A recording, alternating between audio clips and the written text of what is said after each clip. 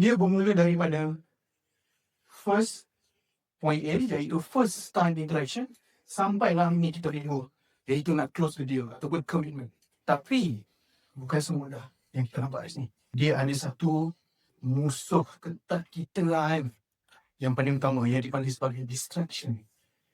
Okay? Sebab kita kena faham, prospek yang tak layan ataupun yang diam, dia bukannya tak berminat tau. Dia distracted. Distracted dengan vendor lain, distracted dengan internal belief dia, and distracted dengan external belief dia. Okay? So, banyak sangat dia punya distraction dia. Iaitu dia dah compare with other vendor, personal emergencies. Sebagai contoh saya ambil personal emergencies ni. Katakanlah, saya sebagai prospek Kiss Studio atau Willis, saya masuk dalam daripada X, okay, saya kena chat dengan Tuan Iman. Okay, tiba-tiba lah Tuan Iman perkenalkan diri semua tu, okay, tanya apa yang kita boleh bantu and sebagainya. Tiba saya senyap. Saya berhenti je saya senyap. Jangan anggap saya tak berminat. Anggap saya ada personal emergencies. Katakanlah tiba-tiba Tuan Iman tengah respon saya ni, kucing saya nak apa nak buat. Saya terpaksa tinggal dia dulu Tuan Iman. Okay, saya selesaikan kucing saya dulu. Saya distracted. Jangan anggap saya tak berminat. Okay? Jangan terus buang saya ke kereta. Kalau tuan tak layan saya daripada ke sini, terus pergi ke lain. Dan tak ada ke kereta sini. Okay? And then, banyak lagi. How likely I will succeed? Ini kita nak live. How likely I will succeed kalau I on board into this branding services? Ini dia punya internal conversation dia macam ada keraguan dekat situ.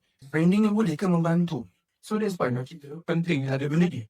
Sebab apa? Ni kejap lagi kita nak buat exercise yang mendalam ni. Itu cara macam mana kita nak follow up tanpa perlu kita follow up dengan cara typical, which is masih berminat ke? Setiap hari masih berminat ke? Orang pun not. Ni saya bagi reason lain. Instead, kita follow up dengan cara how likely I will succeed. Maksudnya dekat sini, kita share kita punya case studies. That's why pentingnya ada story transformation yang kita share kat podcast untuk podcast.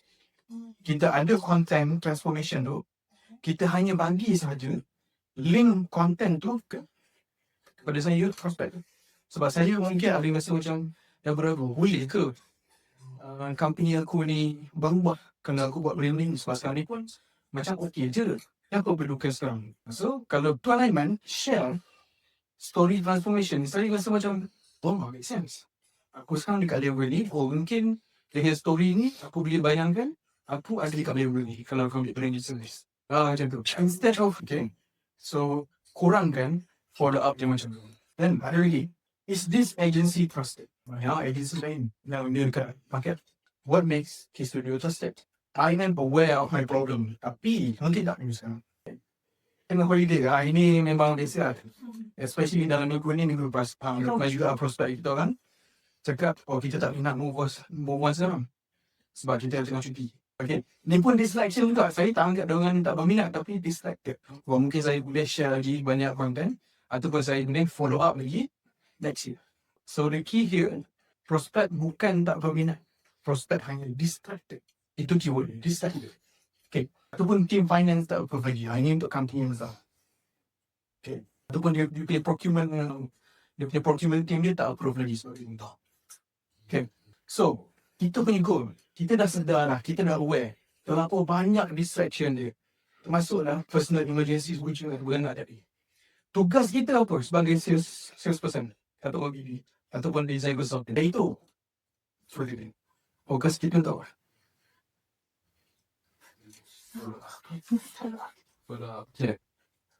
Follow up untuk apa? Bagi ingat kita lah. Correct. Bagi ingat kita, itu satu.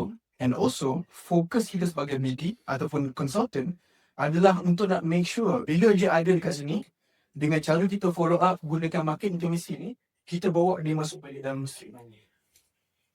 Tak berhenti sampai situ, dia akan terkeluar lagi. Dengan dah terkeluar, kita tarik balik masuk sini. Dengan gunakan follow up. Ini dia punya teori dia. Kita guna sampailah close.